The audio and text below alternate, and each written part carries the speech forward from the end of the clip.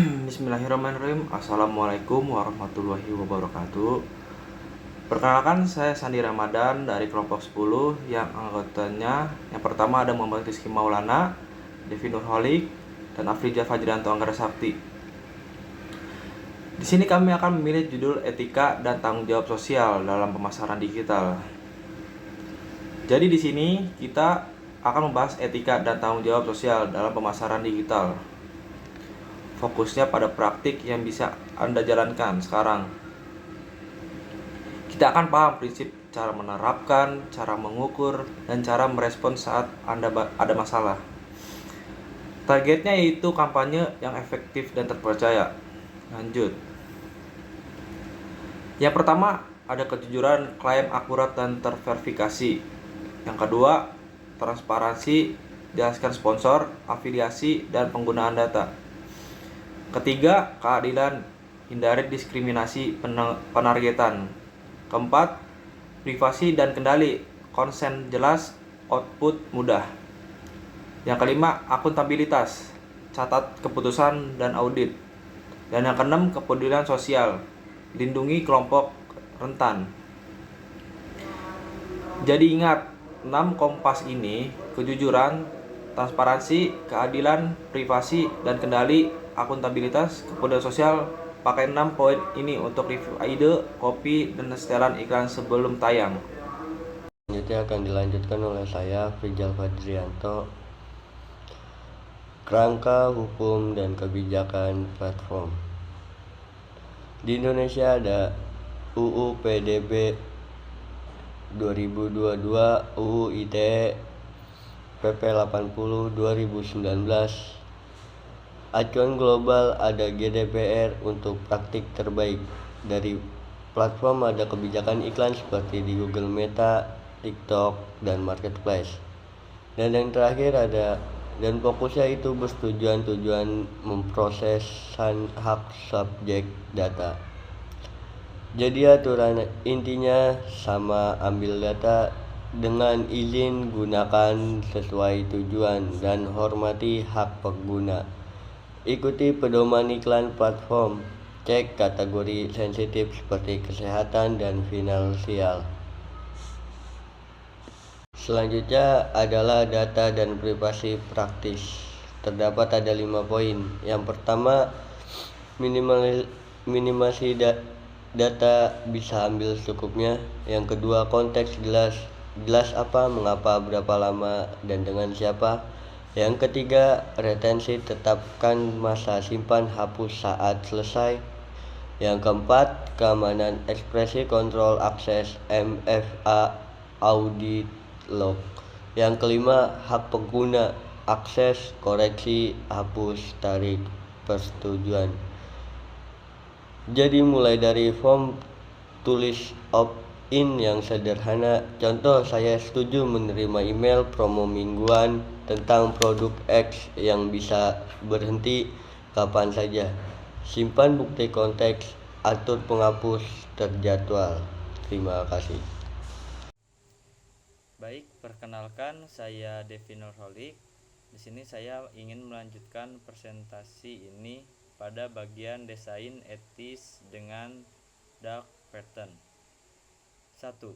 Yang pertama adalah hindari jadi kotak langganan tercentang, opt-out tersembunyi, scarcity palsu, confirm shaming, biaya tersembunyi.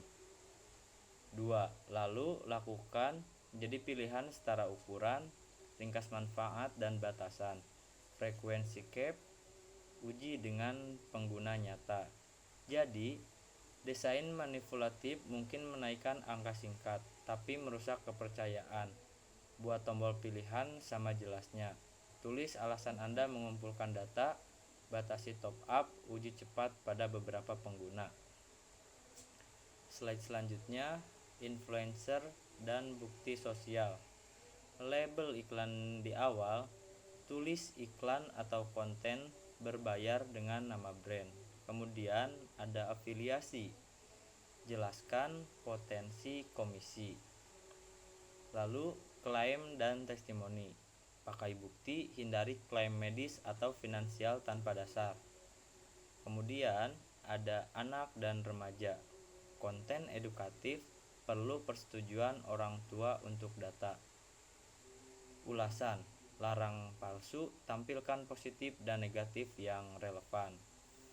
Jadi, transparansi melindungi kreator dan brand. Letakkan disclosure di awal. Validasi klaim untuk audiens muda. Naikkan standar perlindungan. Ulasan asli lebih menyenangkan.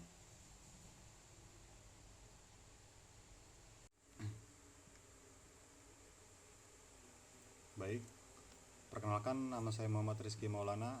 Di sini saya ingin melanjutkan presentasi dari kelompok 10 ini.